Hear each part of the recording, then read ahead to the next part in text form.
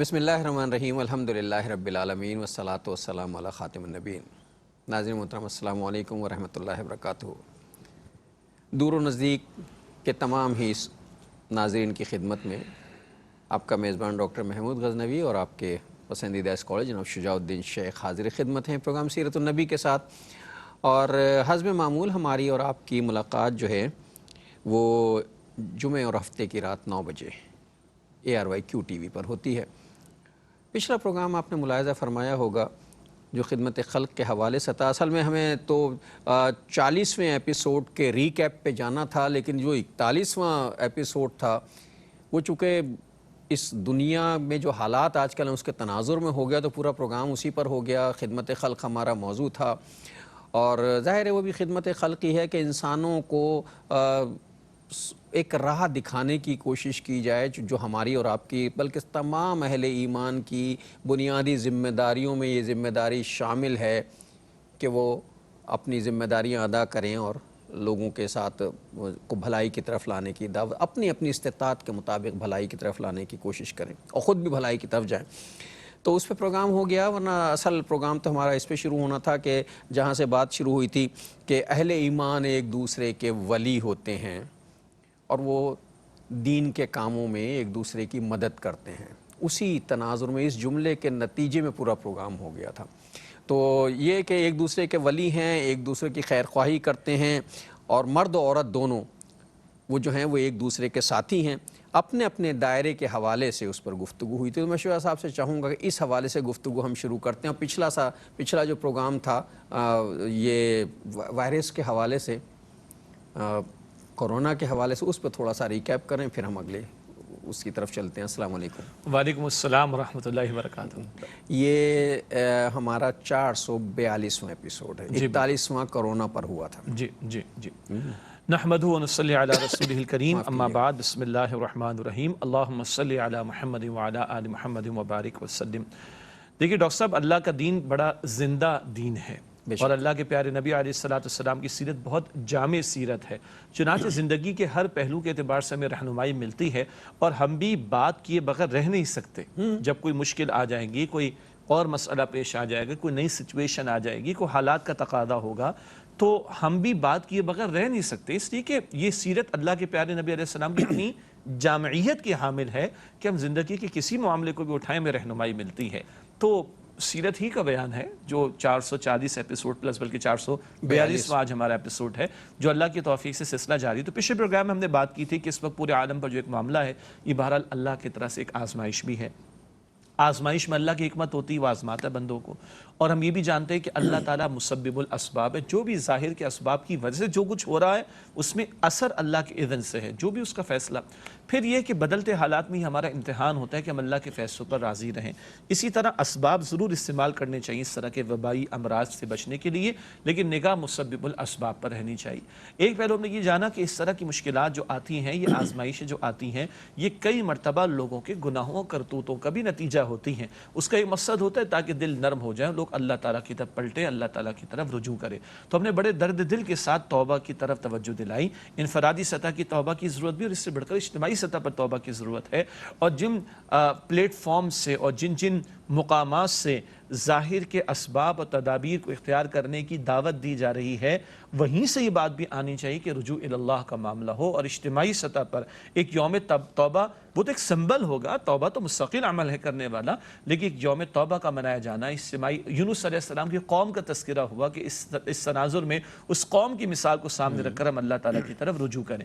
ایک پہلو یہ بھی ہمارے سامنے آیا تھا کہ جو بھی ایک ناگوار صورتحال ہوتی ہے، اللہ تعالیٰ کی حکمت، اللہ تعالیٰ اس میں سے وہ خیر کا پہلو بھی نکال دیتا ہے۔ تو ہم نے پچھلی ایپیسوڈ کے آخر میں اس میں جو خیر کے پہلو ہیں ان پر بھی ہم نے کلام کرنے کی کوشش کی۔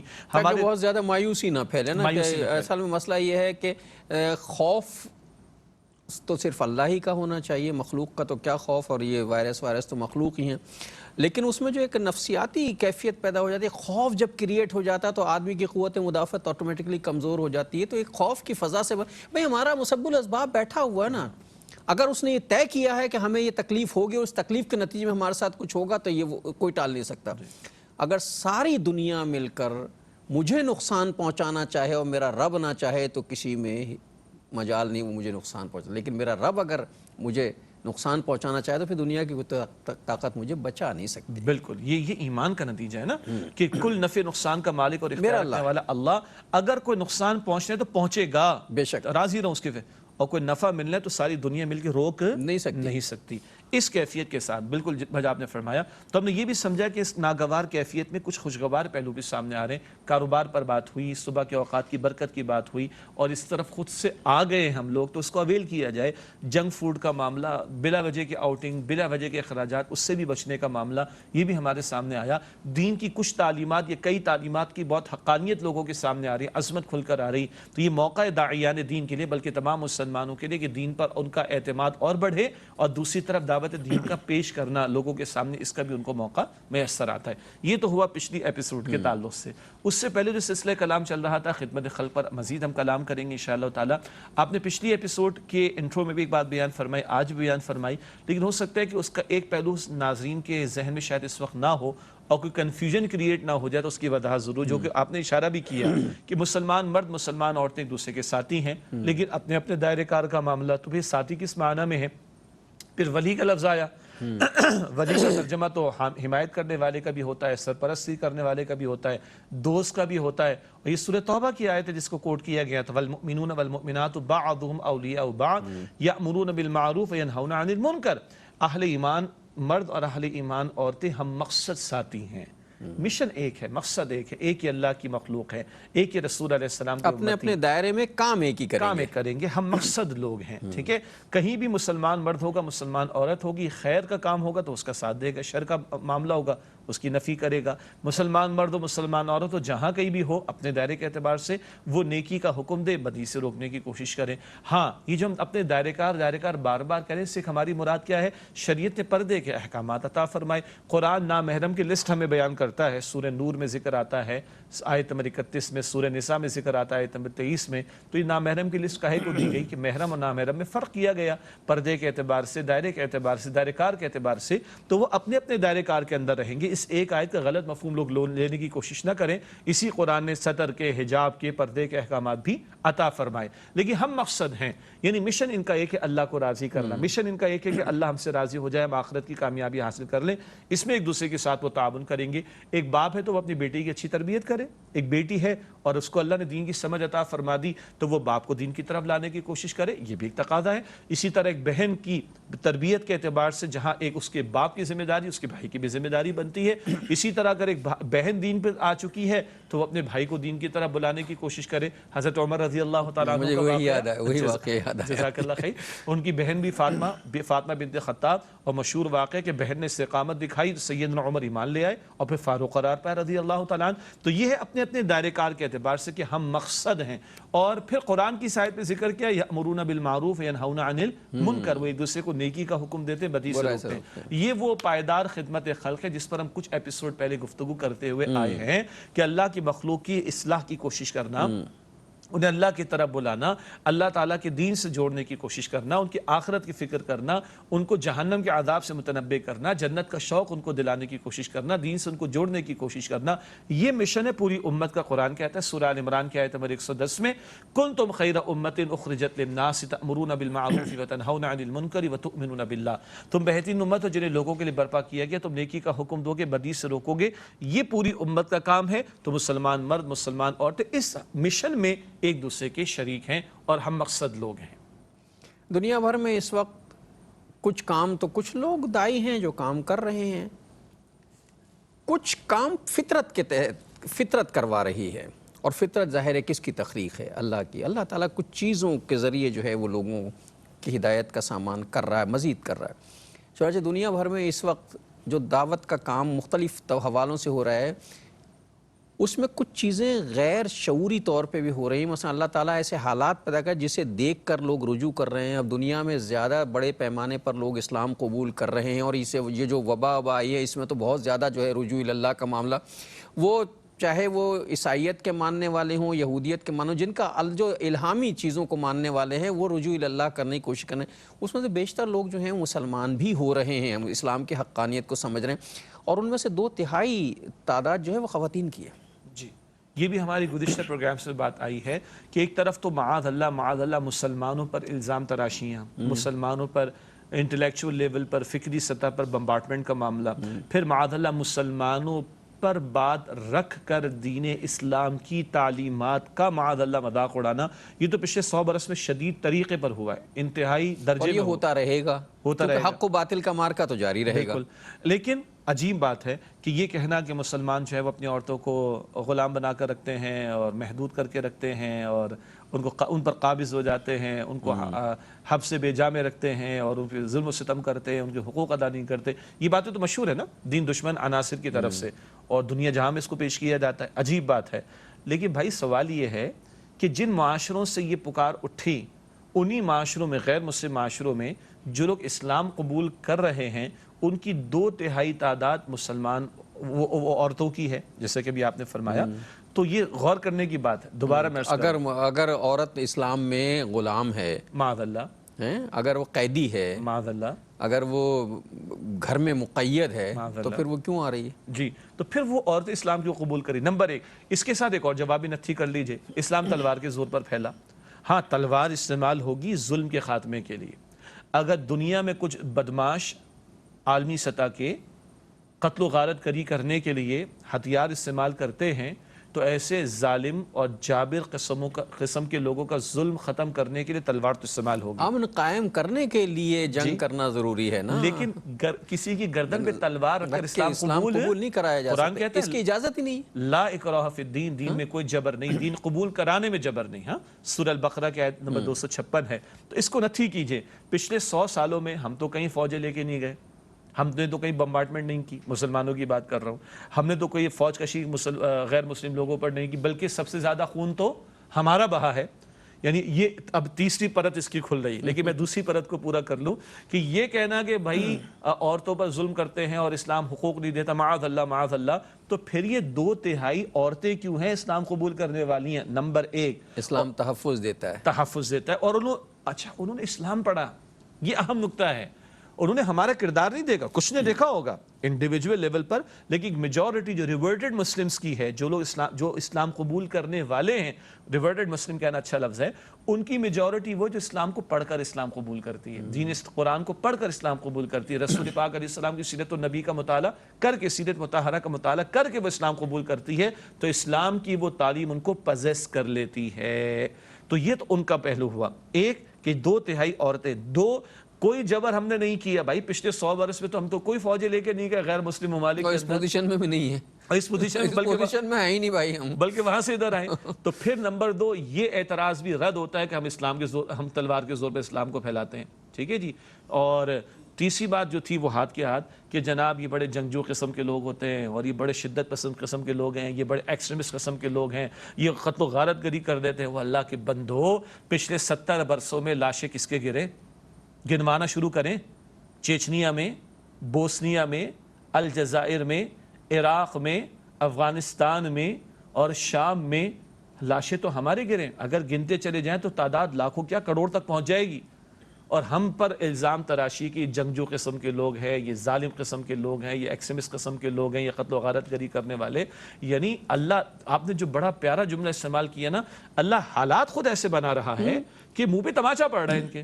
اللہ تعالیٰ اسباب پیدا کرتا ہے نا۔ ایک وقفہ لینے پھر آکے بات کرتے ہیں۔ السلام علیکم ورحمۃ اللہ وبرکاتہ، ویلکم بیک ناظرین۔ وقفے کے بعد پروگرام سیرت النبی صلی اللہ علیہ وآلہ وسلم میں آپ کا خیر مقدم ہے۔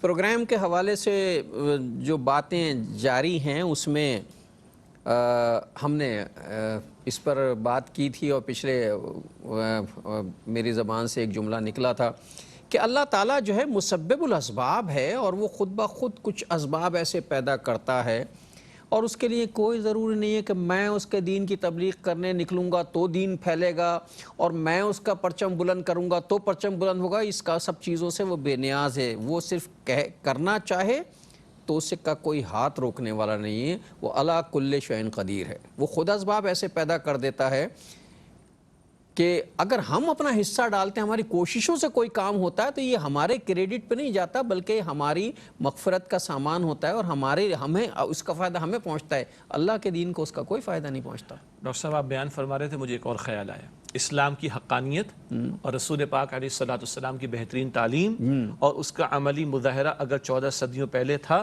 تو آج اس کی ضرورت کا احساس ساری انسانیت کو اللہ کرا رہا ہے. جی گورے اور کالے کے فرق کو ختم کرنے کی بات. حجۃ الوداع کا خطبہ. جی کیا فرمایا رسالت مآب علیہ السلام؟ سوالات کا مجمع شامل ہے، قریش کے لوگ بھی شامل ہیں، بڑے بڑے قبائل کے لوگ بھی شامل ہیں، سردار بھی شامل ہوں گے، بڑے کبار یعنی کبار صحابہ، بڑے بڑے صحابہ بھی ہیں، اور کوئی گاؤں دیہات کا رہنے والا بھی ہے، نیا نیا اسلام میں شامل ہونے والا بھی ہے. وہ افریقہ سے آئے ہوئے. بالکل بالکل. جی افریقہ سے آئے ہوئے، ہر رنگ کے لوگ، وہ حبشہ سے آئے ہوئے. جی تو ہر رنگ کے، نسل کے، خطے کے، مالی پوزیشن کے لوگ موجود ہیں. اور رسالت مآب فرما رہے صلی اللہ علیہ وآلہ وسلم آگاہ ہو جاؤ، تم سب آدم کی اولاد ہو. اللہ نے آدم علیہ السلام کو مٹی سے بنایا ہے، تم اس کی اولاد ہونے، آدم کی اولاد ہونے کے ناطے علیہ السلام رب کی مخلوق ہونے کے ناطے برابر ہو. کسی گورے کو کسی کالے پر، کسی کالے کو کسی گورے پر، کسی عربی کو کسی عجمی پر، کسی عجمی کو کسی عربی پر کوئی فضیلت حاصل نہیں سوائے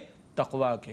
ایک ہی صف میں کھڑے ہو گئے محمود و ایاس، نہ کوئی بندہ رہا نہ کوئی بندہ نواز. سیدنا عمر رضی اللہ تعالیٰ عنہ کا مقام بلند دیکھیے، اور جب حضرت بلال کو دیکھتے تو کیا فرماتے ہیں؟ سیدنا بلال، ہمارے آقا بلال آ گیا رضی اللہ تعالیٰ عنہ. یہ حضرت بلال ظاہر کے اعتبار سے دیکھیں، ظاہر کے اعتبار سے دیکھیں، آج جو لوگوں کے معیارات ہیں، آج جو دنیا والوں کے معیارات ہیں، ان معیارات پہ تو کچھ بھی نہیں ہے. لیکن امام الانبیاء علیہ السلام معراج کی شب ان کے قدموں کی آواز جنت میں سنتے ہیں، اور سیدنا بلال کہہ کہ حضرت عمر فاروق رضی اللہ تعالیٰ عنہ کو پکارتے ہیں. یہ عزت کس بنیاد پر مل رہی ہے؟ الا بالتقوی، سوائے تقوی کے. گورا، کالا، عربی، عجمی، کوئی فضیلت نہیں، کوئی فرق و تفاوت نہیں، سب ایک اللہ کی مخلوق، ایک آدم و حوا کی اولاد ہونے کے ناطے بالکل برابر. اگر فضیلت ہے تو تقوی کی بنیاد پر. آج وہ جو چیمپئن بنتے ڈیموکریسی کے، وہ لبرلزم کے نارے لگانے والے، وہ سیکولرزم کے نعرے لگانے والے، آج ان کا مکروہ چہرہ پوری دنیا کے سامنے آ چکا ہے.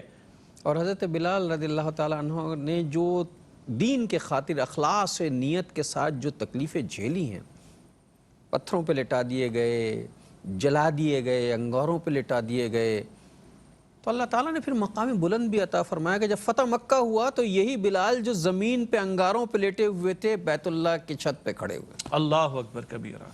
مؤذن رسول اللہ صلی اللہ علیہ وسلم نیچے ہیں اور جاؤ بلال اوپر جاؤ، اوپر جا کے اللہ کی تکبیر بیان کرو. اللہ اکبر کبیرہ.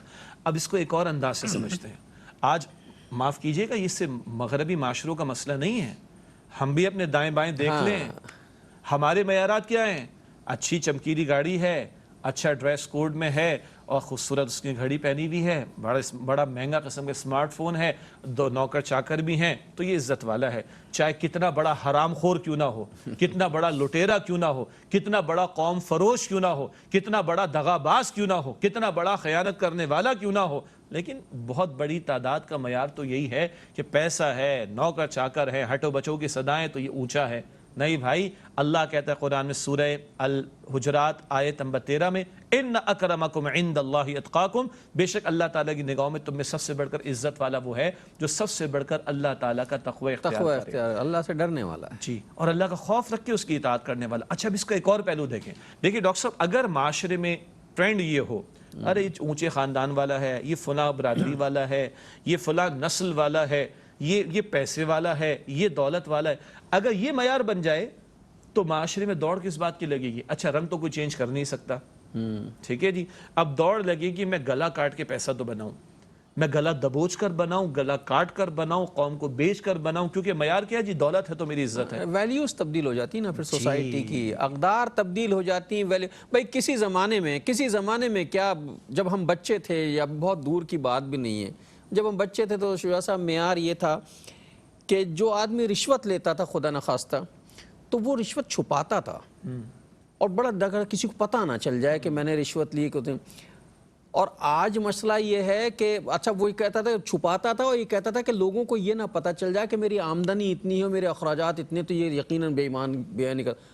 آج مسئلہ یہ ہے کہ ہماری آمدنی اتنی سی ہوتی ہے اور ہمارے اخراجات اتنے ہوتے ہیں، اس پہ ہم فخر بھی کرتے ہیں. یہ جو آپ نے اپنے بچپن ویلیو تبدیل ہو گئی نا. آپ نے بچپن کا ذکر کیا، آپ معاشرے میں ہم سے بڑے ہیں، ہمارے ابا نے بتایا اور ہمارے بڑوں نے بتایا کیا ہوتا تھا بیٹا وہ محلے کا جو 12واں گھر ہے نا وہاں سے کھانا پینا نہیں. ہاں ان کے یہاں کا پتہ نہیں ہے. ہاں ان کے یہاں کا یہ تو مشکوک ہے آمدنی. ہاں آمدنی مشکوک. یہ حرام کا پیسہ آتا ہے. عزت کا معیار یہ نہیں تھا. یہ نہیں تھا. ٹھیک ہے جی. اچھا اب اگر نارمز یہ بنے سوسائٹی میں، ناظرین بہت توجہ رکھیے گا، اگر نارمز اور ٹرینڈ یہ بنے بھائی پیسہ ہے تو عزت ہے، گاڑیاں ہیں تو عزت ہے، جائیداد ہے تو عزت ہے، تو پھر آدمی گلا کاٹ کے بھی پیسہ بنائے گا، دوسروں کو دھوکہ دے کے بھی، تو معاشرہ تو تباہی کا شکار ہوگا. سوسائٹی اتنی تبدیل ہوئی، پڑھے لکھے لوگوں کا معیار گھٹیا ہو گیا. ظاہر ہے پڑھے لکھے لوگ جو ہیں وہ بے ایمانیاں کر کے، لیکن اب تو ظاہر ہے پڑھے لکھے بھی سارے سب زیادہ بے ایمانیاں پڑھے لکھے ہی لوگ کر رہے ہیں. تو تعلیم جو ہے وہ معاشرے میں عزت کا ذریعہ تھی، وہ ختم ہو گیا. پیسہ عزت کا ذریعہ بن گیا ہے. اچھا یہ جو اسٹیٹس عزت کا ذریعہ بن گیا. جو ہم کلام کریں نا، یہ ایک بڑی تعداد کے اعتبار سے ظاہر بات ہے ہر معاشرے میں اچھے لوگ تو ہمیشہ رہیں گے. ٹھیک ہے،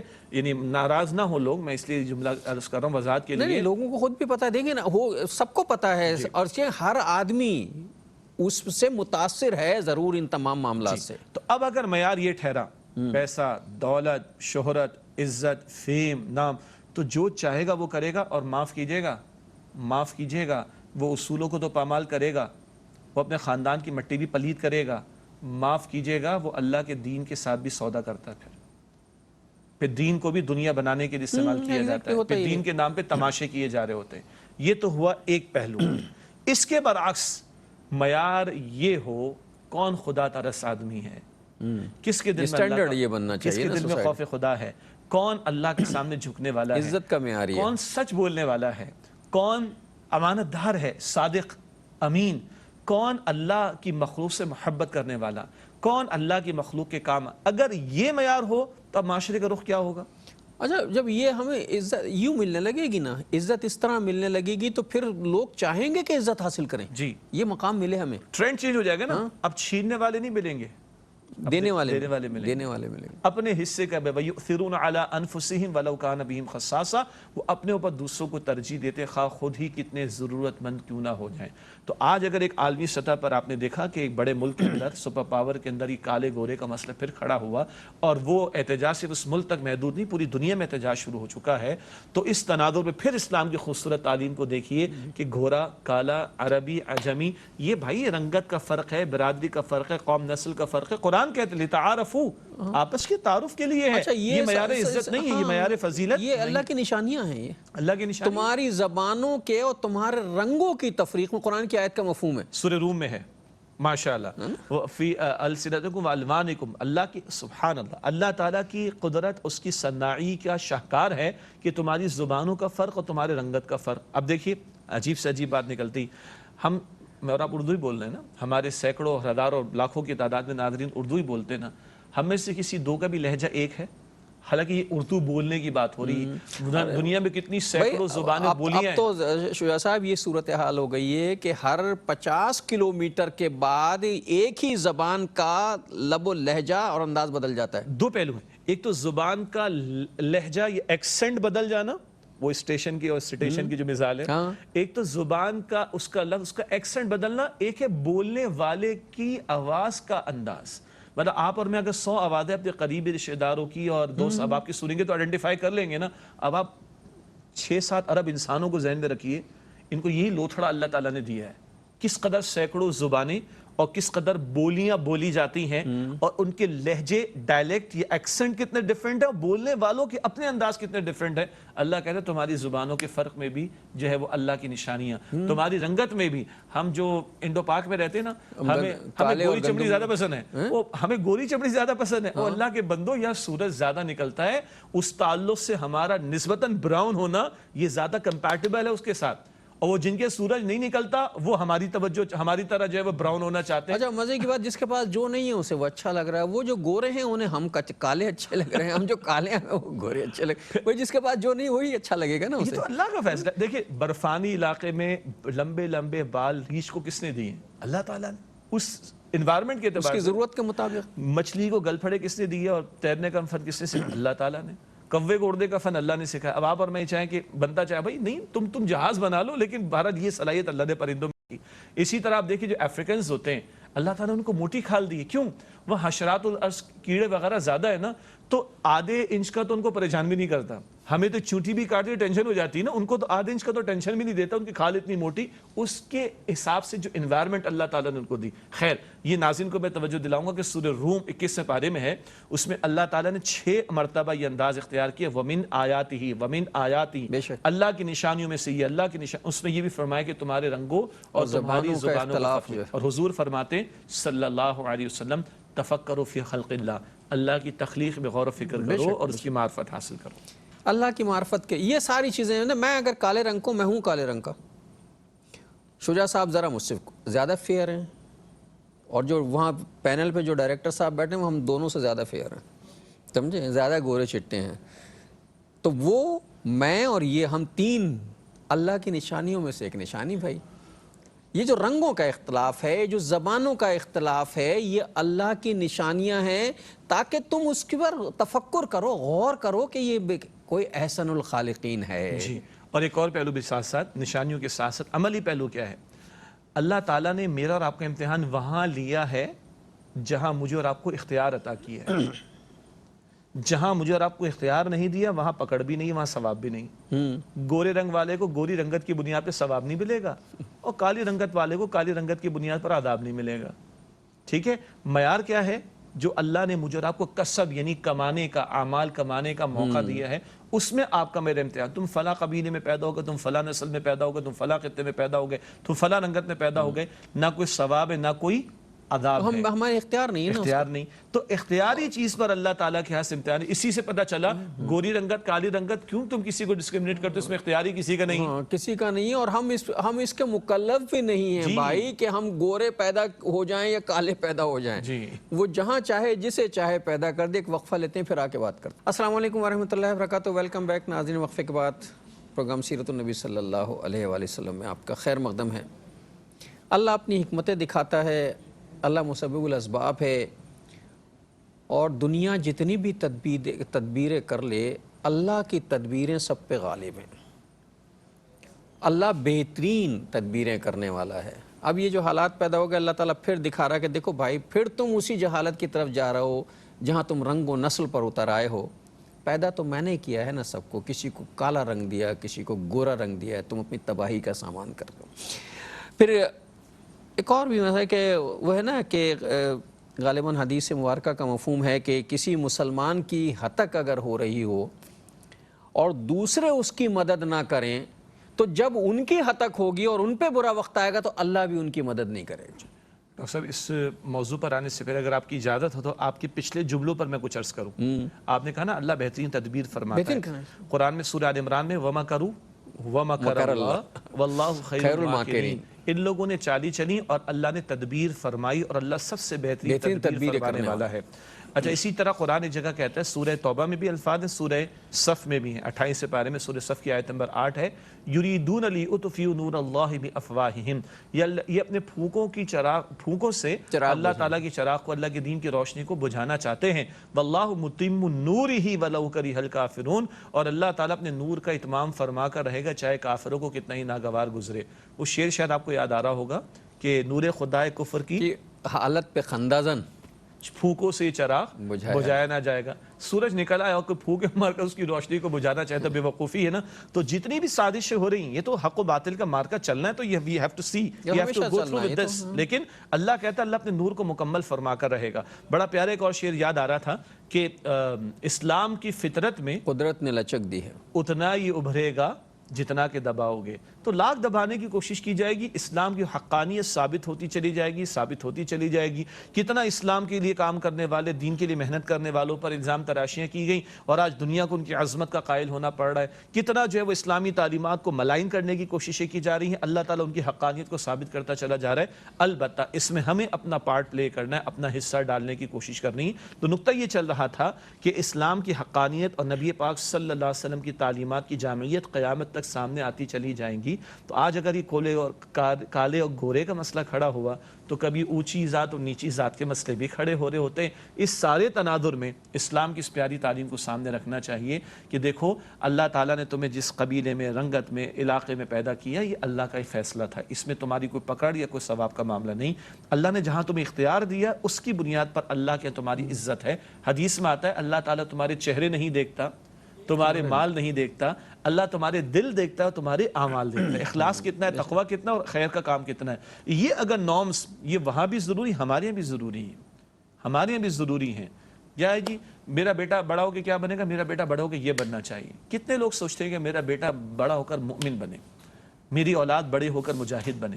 مجاہد سے مراد دین کے لیے محنت کرنے والی مجھے ایک واقعہ یاد ہے، ہم ایک صاحب نے پتہ نہیں شیئر کیا تھا یا کہیں مجھے واقعہ سنایا تھا، یا پتہ نہیں آپ ہی نے سنایا تھا کہ ایک صاحب نے اپنے بچے کے پاس وہاں بیٹھے تھے تو مہمان گئے تو اپنے میزبان کے بچے سے پوچھا تم کیا بنو گے؟ اس نے کہا میں تو بڑا ہو کے صحابی بنوں گا۔ اللہ اکبر کبیرہ۔ ہم میں سے کتنے لوگوں کا یہ معیار ہے؟ ایمان، تقوی۔ صحابہ کرام تو انبیاء کی جماعت کے بعد ایمان کی معراج پر ہے، سب سے انبیاء کی جماعت سب سے ٹاپ پر، پھر صحابہ کرام رضی اللہ تعالی عنہ اجمعین، اہل بیت ہیں رضی اللہ تعالی عنہ اجمعین۔ تو اللہ کے پیارے نبی علیہ السلام تو یہ تعلیم دے رہے ہیں، تو ہم بھی تو غور کریں نا۔ ہم نے مطلب معاف کیجئے گا، ہم نے غیروں پہ تبصرہ تو کر دیا، ہمارے اپنے ماحول کا اور میرے اپنے طرز عمل کا حاصل کیا ہے؟ میں اپنے آپ کو، میں اپنی اولاد کو کہاں دیکھنا چاہتا ہوں؟ بلکہ ہم نے یہ نقطہ بھی ڈاکٹر صاحب کا بھی بات کی تھی، ہے تلخ بات۔ ہو سکتا ہے کہ میں کوئی لبادہ اڑ کر آپ کے سامنے بیٹھ جاؤں، میں کوئی لفاظی کر لوں، لیکن ہمارے استاد ڈاکٹر اسرار صاحب فرماتے تھے رحمۃ اللہ علیہ، کسی بندے کی اصل شخصیت کو اگر دیکھنا ہے نا تو اس کی اولاد کو دیکھو، اس نے اولاد کو کہاں ڈالا ہے اور کہاں لگایا ہے اور کہاں لے جانا چاہتا ہے۔ میں آپ کے سامنے لبادہ اوڑھ لوں کوئی ممکن ہے، لیکن میں اپنے آپ کو روک نہیں سکوں گا، میں اپنی اولاد کے لیے بہترین چاہتا ہوں۔ تو میری اصل شخصیت کا پتہ چلتا ہے جب میں اپنی اولاد کے بارے میں کچھ سوچتا ہوں۔ تو ہمارے استاد کہتے تھے کہ جب کسی کی اصل شخصیت کو دیکھنا ہو تو یہ دیکھو اولاد کو کہاں لگا رہا۔ دنیا کی دین کی بڑی باتیں بھی ہو جاتی ہیں جناب، بڑے نعرے بھی لگ جاتے ہیں اور بڑی بڑی دعوے بھی ہو جاتے ہیں، لیکن ذرا دیکھیے اس دعوے کے پیچھے دلیل بھی ہے کہ نہیں، وہ پتہ چلتا ہے اولاد کو ہم کہاں دیکھنا چاہتے ہیں۔ تو ان صاحب وہ عرب میں گئے تھے، عالم عرب میں کئی ہمارے دوست گئے تھے، مفتی صاحب ہیں ماشاءاللہ، تو وہ کہتے ہیں کہ اس گھر کے بچوں نے کہا کہ ہم تو بڑے ہو کے صحابی بنیں گے۔ تو کیا میری آنکھوں میں آنسو آ گئے کہ اس کے ماں باپ، ان بچوں کے ماں باپ نے کیا ان کی تربیت کی ہے۔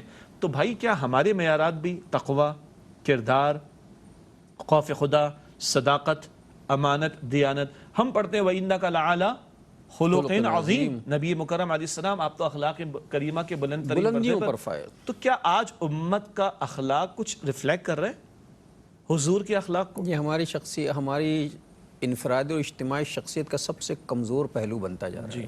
تو اب تلخ بات آ گئی ذرا زبان پر، کمزور پہلو ہے اخلاقیات ہمارا۔ مطلب یہ کہ ہم نے غیروں پہ تبصرہ تو بڑے آرام سے کر دیا، گورے کالے کی فرق ہاں کر دیتے ہیں، وہ دوسروں پہ کرنا آسان ہوتا ہے، تنقید اپنے اوپر تنقید کرنا وہی مشکل پرانی بات ہے نا، ایک انگلی میں نے کسی کی طرف اٹھائی تو باقی 3 انگلیوں کو اپنی طرف دیکھنا میرے لیے مشکل ہوتا ہے۔ تو آج بلکہ میں سمجھتا ہوں کہ اللہ تعالیٰ نے دل میں بات ڈالی تو میں بھی تو جھانکوں اپنے دل کے اندر کہ نبی مکرم علیہ السلام کا ذکر خیر ہوتا ہے، ان کو ماننے کے ہم دعوے دار ہیں، کیا ان کے اخلاق کریمہ کا کوئی جھلک ہمارے معاملات میں نظر آتی؟ تو معیار تو بھائی تقوی ہے، معیار تو ہے جو حضور کی اتباع لے کر آئے گا اس کا مقام اللہ تعالیٰ کے نگاہوں میں بلند ہوگا۔ یہ نقطہ تھا جو آج کی گفتگو سے ہمارے سامنے نکھر کر آ رہا ہے۔ ناظرین ایک اور مقام پہ غالباً حدیث مبارکہ ہے کہ امیر و غریب دونوں کی مدد کرو، حدیث ہی ہے نا؟ جی بلکہ آپ وہ پچھلی بات بیان فرما رہے تھے، حتک والی بات ہے نا، کہ میرے ایک بات تھی میرے ذہن میں جو نکلی ہے، وہ چونکہ اب اسکرپٹڈ پروگرام تو ہوتا نہیں، ہم تو یوں ہی گفتگو کرنے بیٹھ جاتے ہیں تو وہ سیکوینس باقی نہیں ہے۔ وہ بات یہ تھی کہ کسی مسلمان کی حتک ہو رہی ہو اور ہم اس کی مدد نہ کریں، چونکہ ہمارا تو رویہ یہ نہ کسی کا رہے ہونے دو یار، ان کا معاملہ ہم کیوں بیچ میں پڑیں۔ کسی مسلمان کی حتک ہو رہی ہو اور دوسرا ولی اس کا، خیر خواہ اس کا، اگر اس کے لیے کوشش نہ کرے اور اس کا مدد نہ کرے، اس کا سہارا نہ بنے، تو جب اس پہ مشکل پڑے گی، حتک ہوگی، تو پھر اللہ اس کا مدد نہیں کرے گا۔ جی اب یہ بھی ہم ذرا سمجھ لیں کہ حتک کسے کہتے ہیں؟ آبرو ریزی، بے حرمتی، بے عزتی، اچھا وہ کیسے تذلیل کرنا، تحقیر کرنا، ذلیل کرنا، جی مذاق اڑانا، تمسخر کرنا، جی یہ ساری برائیاں وہاں ہیں سورہ حجرات میں۔ ڈاکٹر صاحب آپ کے تو علم ہے کہ گریجویشن کے سلیبس میں اب بھی سورہ حجرات شامل ہے، اور میں ناظرین کرام سے گزارش کروں قرآن کھولیں 26واں پارہ سورہ حجرات کی آیت نمبر 11 اور 12. مذاق نہ اڑاؤ، ایک دوسرے کو عیب نہ لگاؤ، برے نام سے نہ پکارو، نام نہ بگاڑو، بدگمانی نہ کرو، توہ میں نہ لگو، اور غیبت نہ کرو. میں ریپیٹ کرتا ہوں، ناظرین توجہ فرمائیے گا، بہت بڑی برائی ہیں، ہم اس کو بڑا لائٹ لیتے ہیں. سورہ حجرات 26 پارہ آیت نمبر 11 اور 12. مذاق نہ اڑاؤ، یعنی وہ مذاق جس میں تحقیر ہوتی ہو. نمبر 2 عیب لگانا، ٹونٹنگ کرنا جس کو ہمارے کہتے ہیں، لوز ٹاک کرنا. نمبر 3 برے نام رکھ کر چڑھانے کی کوشش کرنا. نمبر 4 بدگمانی کرنا. نمبر 5 توہ میں لگ کر کسی کے عیب تلاش کرنا. نمبر 6 غیبت کرنا. یہ جو آپ نے فرمایا کہ کوئی کسی مسلمان کی حد تک اپنے سامنے ہوتا ہوا دیکھ رہا ہو اور وہ اس کی مدد نہ کرے، تو کل اللہ ایسی جگہ جہاں اس کی حد تک ہو رہی ہوگی اس کو چھوڑ دے گا، اس کی مدد نہیں فرمائے گا. تو آج کیا ہے اپنے مسلمان بھائی کی اس تعلق سے مدد؟ میرے سامنے کوئی شخص کسی کے بارے میں غیبت کر رہا ہے تو میں کہوں بھائی سبحانک ھذا بہتان عظیم، تم بہتان لگا رہو، اگر ایسا ہے تو بتاؤ دلیل کیا ہے اس کی. تو کوئی کسی غیبت کرتا ہے، کوئی کسی کی چغلی لگاتا ہے، کوئی کسی کے اوپر کامنٹس پاس کرتا ہے، جی کوئی غلط بہتان لگاتا ہے، غلط بات منسوب کرتا ہے کسی کی طرف، یہ ساری کیا ہے؟ کسی کی عزت سے کھیلنے. کوئی کسی کو گالی دیتا ہے، استغفر اللہ، جی یہ اور کتنی آسانی باتیں ہماری، اور ہم اپنے اس پروگرام میں ڈسکس کر چکے ہیں. یہ اصل ہماری ہیبٹس میں شامل جی ہے، استغفر اللہ، جی ہماری ہیبٹس میں شامل. ہاں، اور ہم اپنے پروگرام سے بات کر چکے، جب خطبہ حجۃ الوداع پر ہم نے تفصیل سے بات کی تھی. تم پر ایک دوسرے کی جان، ایک دوسرے کا مال اور ایک دوسرے کی آبرو اسی طرح حرام جیسے عرفہ کا دن، ذی الحجہ کا مہینہ اور یہ مقدس زمین. حرام ہے یہ تینوں. اسی طرح تم پر ایک دوسرے کی جان لینا حرام، ایک دوسرے کا مال ہڑپ کرنا حرام، اور آبرو ریزی کرنا حرام. ہم اس کو عادت سمجھ بیٹھے، اس کو لائٹ لیتے، اس کو مشغلہ بنا کبیرہ گناہ، یہ حرام کام ہے، یہ حرام کام ہے، یہ حرام کام ہے. اب حد تک کیا ہو رہی ہے؟ غیبت ہو رہی ہے، چغلی کی جا رہی ہے، گالی دی جا رہی ہے، بہتان لگایا جا رہا ہے، لوز ٹاک کی جا رہی ہے. بھائی اس کے رد کرو، بھائی مت دو گالی، کیوں مسلمان کی عزت سے کھیلتے ہو؟ مت کرو اس کی غیبت، کیوں الزام لگاتے ہو، کیوں لوز ٹاک کرتے ہو، کیوں اس پر بہتان لگاتے ہو؟ یہ ہے اپنے بھائی کا ولی ہونا، اس کا ساتھی ہونا، اس کا پشپناہ ہونا، اس کی مدد کرنا، یہ بھی خدمت خلق میں شامل ہے. ناظرین بات بہت آگے تک جانی ہے، لیکن ظاہر ہے پروگرام کا وقت جو ہے وہ ختم ہو رہا ہے.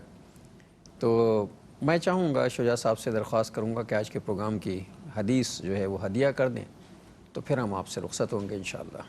نبی پاک صلی اللہ علیہ وسلم کی طویل حدیث کا حاصل آپ نے فرمایا کہ مسلمان کا بھائی ہے، نہ اس پر ظلم کرتا ہے، نہ کسی کے حوالے کرتا ہے کہ اس پر ظلم کرے، اور نہ ہی وہ اس کی آبرو ریزی کرتا ہے، نہ کسی دوسرے کو اس کو آبرو ریزی کرنے دیتا ہے.